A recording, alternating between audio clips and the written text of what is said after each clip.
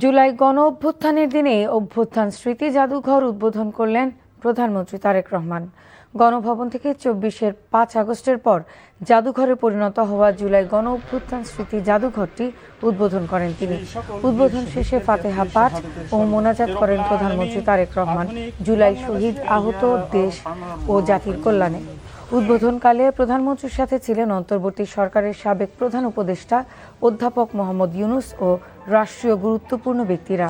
পরে জুলাই গণ অভ্যুত্থান স্মৃতি জাদুঘর পরিদর্শন করেন প্রধানমন্ত্রী।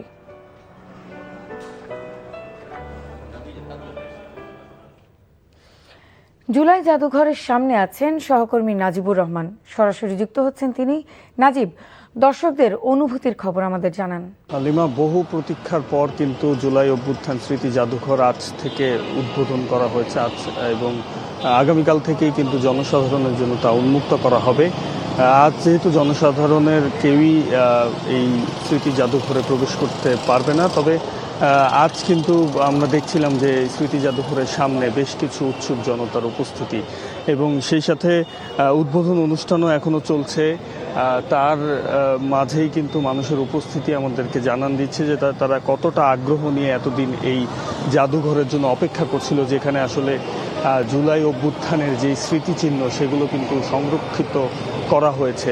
সেই সাথে ১৭ বছর আওয়ামী লীগ আমলের যেই গুম খুন নৃশংসতা হয়েছে তারও কিছু স্মৃতিচিহ্ন এই জাদুঘরে ঠাঁই পেয়েছে, যেটি অন্তর্বর্তী সরকার দায়িত্ব নেওয়ার পর এই জাদুঘরটি নির্মাণের কাজ শুরু করেছিল এবং সেটি প্রায় ১.৫ বছর পর কিন্তু আজ উদ্বোধন করেছেন প্রধানমন্ত্রী তারেক রহমান।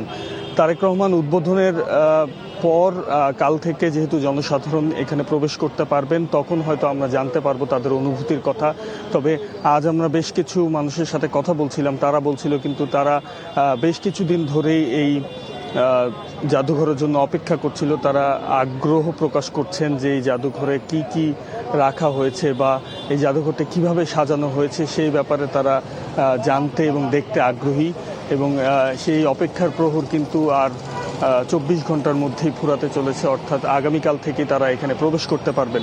এবং আপনাদের যদি টিকিটের মূল্যের কথা বলি, সেটি যারা বড় দর্শনার্থী রয়েছেন, বড়রা কিন্তু ৫০ টাকা টিকিটে এই জাদুঘরে প্রবেশ করতে পারবেন এবং উৎসুক জনতার ভিড়ের মধ্যে বিএনপি নেতাকর্মীরাও কিন্তু এই জুলাই অভ্যুত্থান স্মৃতি জাদুঘরের সামনে এখানে অবস্থান নিয়েছেন এবং তারা আশা প্রকাশ করছেন আগামীকাল থেকেই তারা এই জাদুঘরে প্রবেশ করতে পারবেন।